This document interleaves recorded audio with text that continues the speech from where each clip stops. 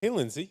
Hello, Joe. How are you? I'm good. How are you? I'm good. I'm good. So, you're an interesting multi hyphenate.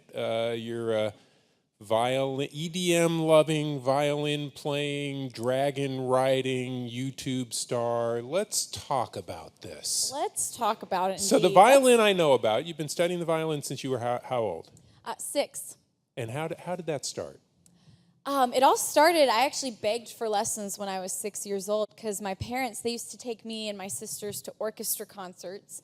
And I was a smart kid, and I was like, okay, the violins, they always get the solos, they always get the melodies.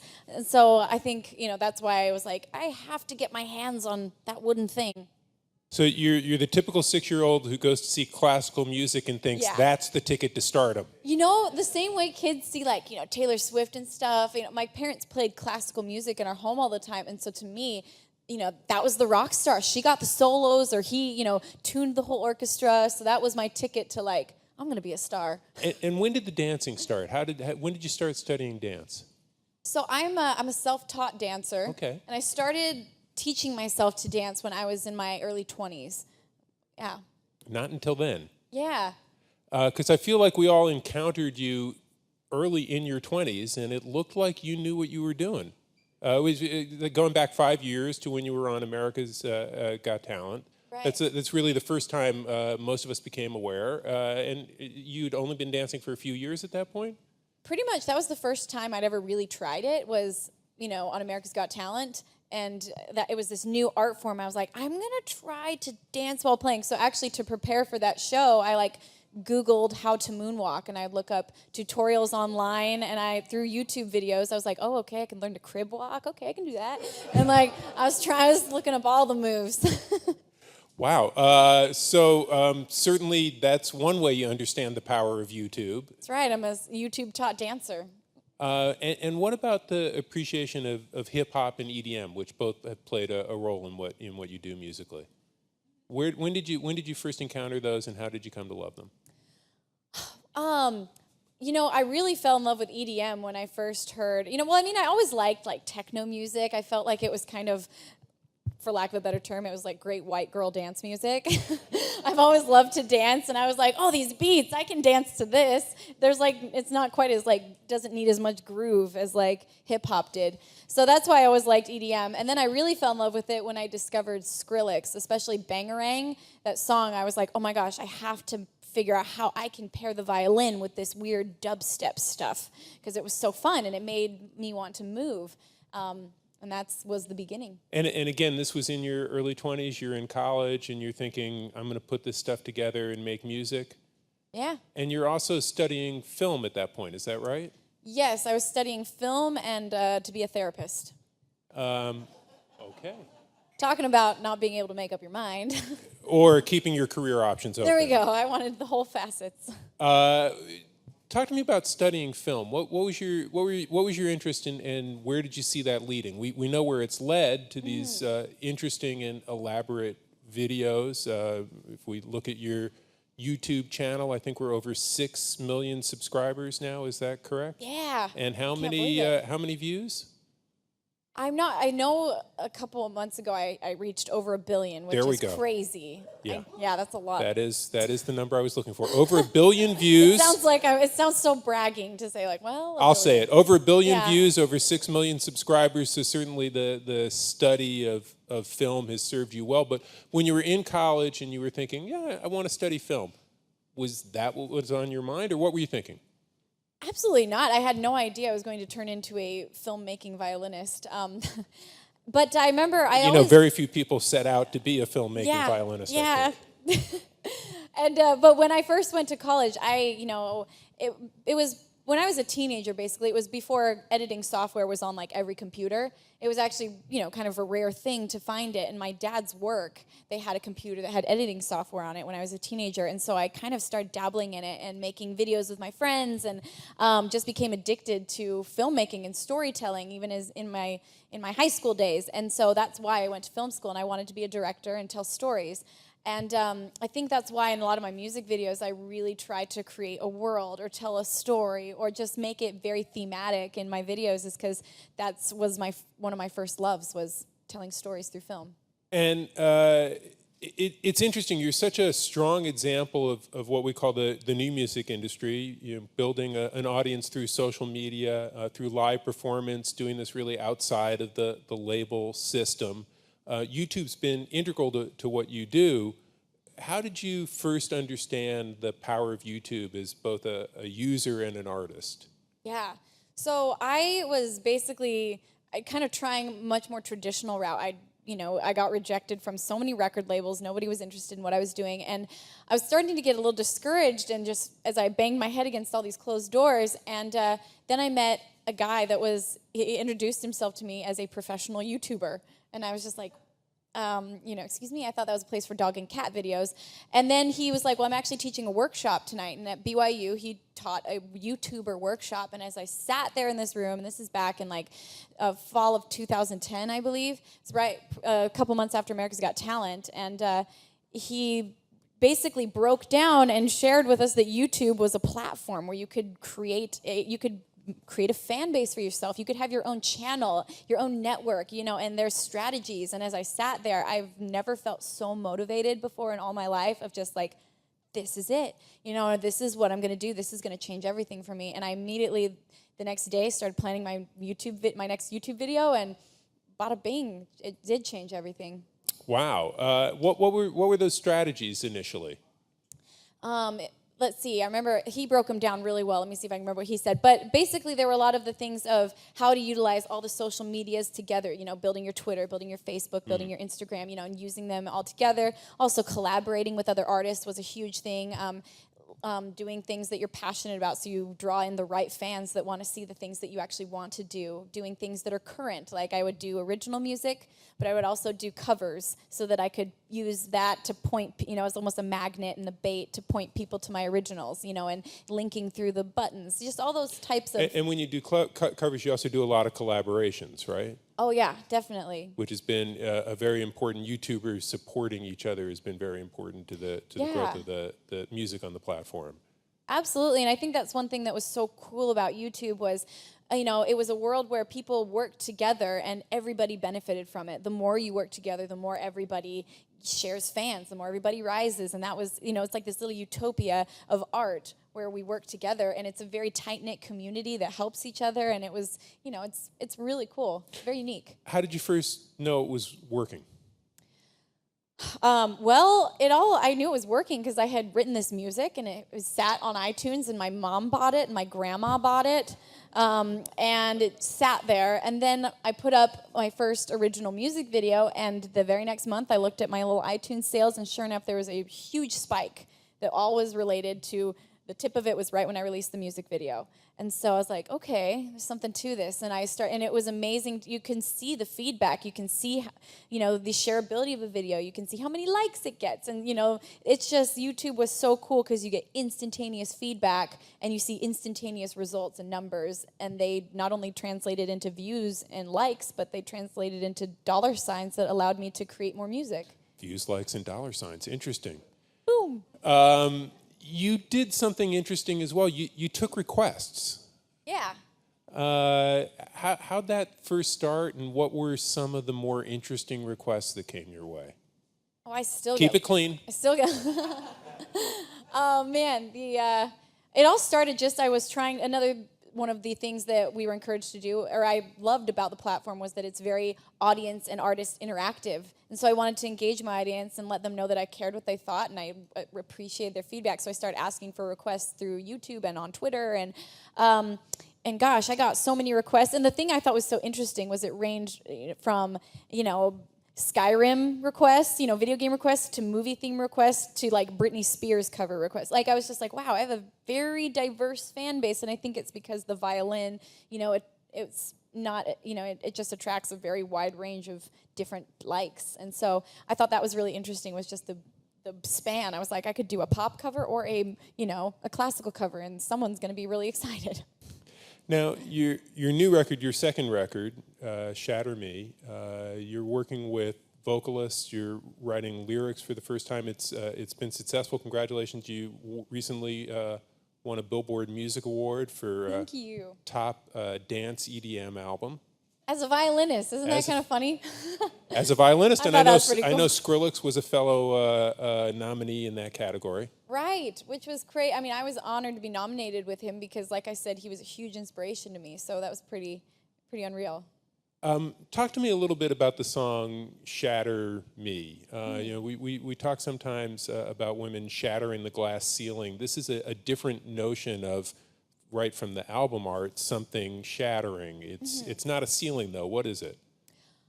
You know, this song is it's a big metaphor of a person that I used to be, especially this ballerina that's in this perfect, you know, glass snow globe, and she has this flawless porcelain skin. And she starts to realize that this world she lives in, it's, you know, she sees it as a protection and her flawless skin as, you know, control. But she starts to realize that this is a prison and that she's actually locked inside of it, and she desires to be free. And so it's about, you know, and the reason I called it Shatter Me is because, you know, it's one thing to have to shatter the barriers that other people put around you, but it's another thing to shatter the facade that sometimes we build around ourselves, or that I had built around myself. And so this song was about me breaking free from the lies that I had told myself in order to discover who was actually underneath and what I was and who I was, and learning to love that person again. And so that's what the song is about. And I used a ballerina, you know, a porcelain doll, to share that message. You, at the Billboard Music Awards, performed an interesting collaboration. You did "See You Again" with Wiz Khalifa. I've met Wiz, or I think I did. There was a lot of smoke in the room. I'm getting a little woozy just remembering it. Yeah. Tell me a little bit about what that was like. Similar experience walking into the rehearsal. I was just like, they said he was here. There was a lot of... This is not an exaggeration. It Yeah. is sometimes hard to see when he's there. Yes. I heard his voice, though. I was like, oh, hey, Wiz. I'm Lindsey. But no, really, really nice guy. Super cool. And his band was really awesome. But being able to perform that song at the Billboard Awards, especially since it meant so much to so many people, and it was such an emotional song, you know, to look out and see people crying as, you know, as he's rapping and Charlie's singing. It was really surreal and a very special experience, for sure. I want to talk a little bit about your videos and your current tour. You're actually playing the Central Park Summer Stage here in New York tomorrow night. Yeah. And the videos for the new album and the tour, these are things that a lot of planning, a lot of pre-production goes into. You're very involved in the videos. You work on storyboarding them. But you've been working with a studio called Everdream. Oh, yeah. Can you tell me a little about that? Yeah, it's I love the relationship I have with them. I used to kind of just per video find, you know, someone to do it, but it's really great. It was a guild of directors, I guess, that, you know, and I loved the collaborative nature of it. I would come to them with like an idea, and, you know, and I'd make a storyboard, and then, you know, these directors, I would get to, you know, find the director that was most excited about the project, or that I thought fit the project the best, and then we would, you know, get to make it happen. And it's been amazing working with them. So. Yeah, and these are 2 to 3 day shoots. They're fairly elaborate cinematic videos at a time when a lot of the music industry is pulling back from making videos. You're pushing forward into wild new areas. Which videos were the most interesting or challenging to work on? Oh, man. I love making music videos. Obviously, I'm a film nerd at heart. And, you know, we did one where we were in, you know, I just love getting to make a completely different world for every video, because each song should have its own life to it. And, you know, one was a steampunk western where my violin battles a guitar player outlaw. You know, it's like he comes into town to try to take over with his guitar, and me and my violin, don't worry, guys, we win. But you know, I would say the most challenging one was actually a cover for Dragon Age that I did, and literally I filmed it while I was on tour in Europe, and we went to the top of one of the tallest mountains in Norway, and to say it was freezing cold is such an understatement. I really thought I thought this is... Your violin is also in battle in that video. Do I remember correctly? Yeah, my bow catches on fire on purpose. Yeah. CGI. But You're pretty dangerous with the violin. That's right. I tell you, it's my weapon. Actually, my violins all have names, and the violin that's in most of my videos, its name is Excalibur. So it is like my weapon. Okay. And the current tour. What was different about planning this tour than previous tours? I wanted this tour I wanted it to be different than any tour I've ever done, and I wanted it to be really unique. And so there's actually quite a bit of projection work that we do and interaction between me and the screens and the projections, and it comes across looking kind of like special effects type stuff. And I was very, very involved with creating some of the videos myself, and then also designing how I wanted the other videos to be created. And also there's I've never had girl dancers. There's 4 girl backup dancers in me, so it's a little bit of a girl power tour. But I'm in the best shape of my life. It's a very athletic tour. It's definitely the most challenging choreography I've ever done. And I'm really happy with how it all came together. We worked really, really hard to make it kind of come together, and it's like my little baby right now. I'm very proud of as I watch it grow. Great. We're going to take some questions from the audience. Hi, Lindsey. Sorry. That's okay. I'm hidden. Hi, I'm Catherine. I'm with Cambio, which you spoke to our interns last summer, and one of them heard you were coming today, so she wrote in a question because she was so excited. She said, her name is Roxy, and she asks, how have you found the courage to be so open about your hard times? Do you have any advice for young women who want to put themselves out there? I think the courage to be really open about those, some of the things I've been through in the past all comes from experiencing those things. And when I was going through, when I was going through some of these things, I felt so alone. And a lot of girls or people do. You feel like nobody can understand you because a lot of these problems deal with like isolating yourself and feeling alone. And one of the things that really helped me have the courage to change was that I realized that I'm not alone. Like there's actually people who understand me, and there's people who have actually overcome this, and that gave me hope. And so that's why I really strive to give a positive message of hope about if you're not happy with the person you are today, I 100% believe that you can change. And so that's what I like to hopefully share with young girls, and I would say that's what gave me the courage to share. Hey, Lindsey, congratulations on your success. Now, we all love your videos, but I have a question. You studied film. Do you have anything in the future as far as filmmaking, maybe a short film, a feature length, anything of that nature? I haven't planned it. I mean, I've got all kinds of ideas up here, but I don't have any films planned. I have thought about dabbling in acting a little bit. I just think it would be I love to try new things. Definitely on my bucket list is to be the voice of an animated character someday. So in that way, I definitely have ideas, but who knows?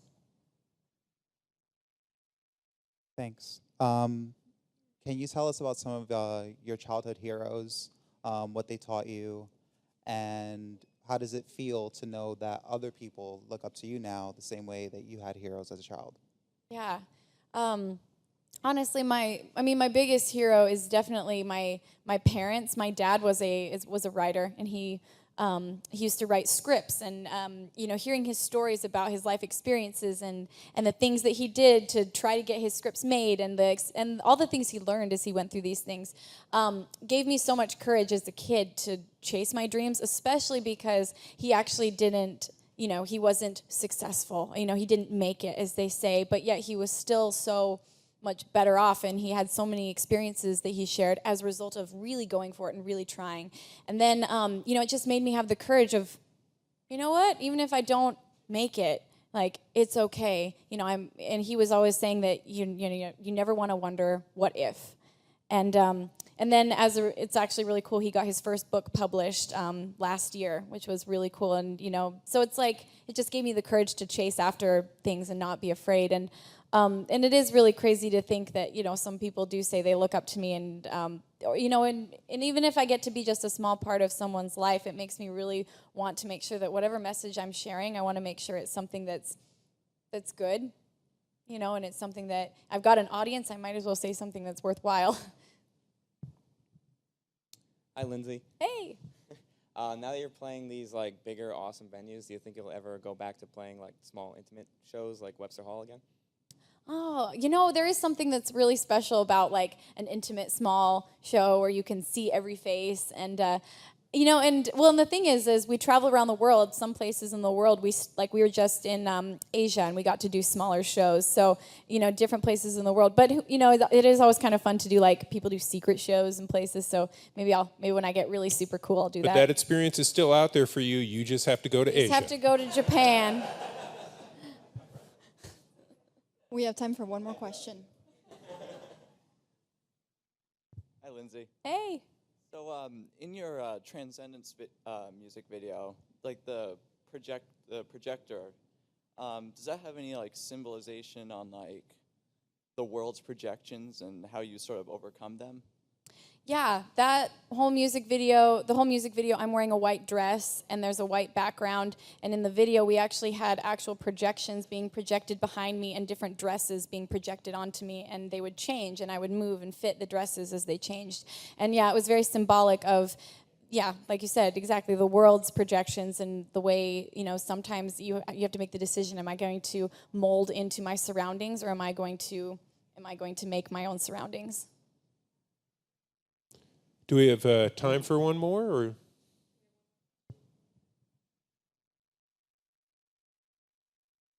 We have time for two more questions. Hi, Lindsay. When you were getting started on YouTube, how did you deal with like internet criticism or like hate, trolling? Wait a Yeah. minute, there's hate on the internet? This is upsetting. I know, it's horrifying, isn't it? The funny thing is I don't think it ever gets, like, easier. A lot of people will say, like, oh, you learn to ignore them, it doesn't matter. And, I guess you get used to it, but I'm not gonna lie, it still hurts when you see something, especially when it kind of gets you in the spot where you're a little bit sensitive. And it's just about learning to react in the right way and learning to, not respond and learning to say, look around and realize there's tons of positivity. And, even though the most vocal people are always the negative ones, you just have to remember that there's so much positivity in the world and, and actually just force yourself to look at the positive because I think it always will hurt because it's something I care about. It's something that we all care about. Also, having a violin that kills dragons helps. Excalibur. Last question. Hey, Lindsay. I just had a brief question. I've known you, I followed your work since your YouTube, and I've actually got to see you live in the YouTube Music Awards. You did it back here in Chelsea Piers. That's when I first had a chance to really get into you. But as weird as it is to say, do you ever feel like you get out too much of a pull, like you do all these other projects in which you get pulled left and right? You ever just want to be able to just do a little bit more YouTube just because of the fact, get a little more low-key like when you first started? Or, do you feel like it's a even balance for you? One of my biggest goals when I first started I was like, I want to be a musician, was I wanted to perform. Like, I love being on stage. It's like one of my favorite things. But of course, there's a balance to it, and I love making videos as well. And so, this year I made a goal to do a video a month. I'm still planning on sticking to that schedule. It's been tough because I've been on the road the entire year. But, I sometimes have to remind myself that there's more than just being on the road, and so... it's definitely a fine line to walk, but because I love it all. But that didn't answer your question at all. But I guess the answer is I just like it all. It's hard to pick and choose what's most important. Okay, well, with that, we're going to stop here. Lindsay, thank you very much. Thank you. It's been Thanks great. for coming.